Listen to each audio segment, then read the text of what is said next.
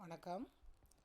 11வது வகுப்பு கணித பாடத்தில் கணங்கள், தொடர்புகள் மற்றும் சார்புகளில் பயிற்சி 1.1ல் 4வதுல 6வது கணக்கு பார்க்குறோம். இங்கே வந்து 3 கணங்கள் கொடுத்துருக்காங்க.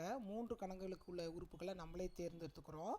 A = 1 2 3 4, B = 2 4, C = 3 4.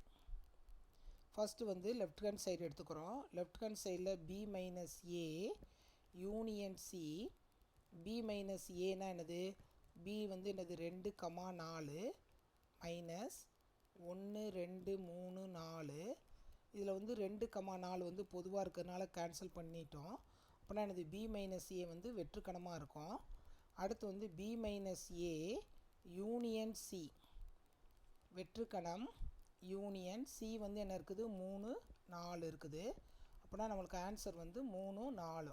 இது பொதுவாக இருந்துச்சுன்னா வெற்றுக்கணமாக இருக்கும். இது வந்து சேர்ப்பாக இருக்கிறதுனால 3 4 இருக்கும். அடுத்து வந்து ரைட் ஹேண்ட் சைடு எடுத்துக்கிறோம்.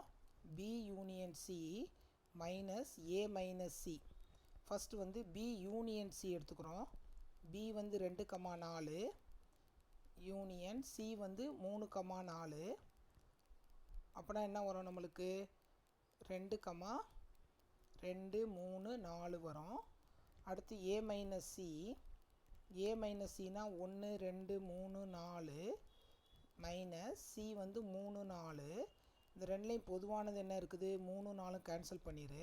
அப்போனா A - C 1, 2. அடுத்த ஸ்டெப் வந்து ரெண்டையும் மைனஸ் பண்ணுறோம். எது? B - Cயையும் B union C minus A minus C. B union C வந்து என்னது? 2 3 4 மைனஸ் 1 2. இதில் பொதுவானது என்ன இருக்குது? 2 மட்டும்தான் இருக்குது. அப்போனா வந்து என்னது? 3, 4. நம்ம ஏற்கனவே லெஃப்ட் ஹேண்ட் சைடில் 3, 4 கண்டுபிடிச்சிருக்கோம். அப்போனா என்னது? Left hand sides equal to right hand side. புரிஞ்சிச்சாமா?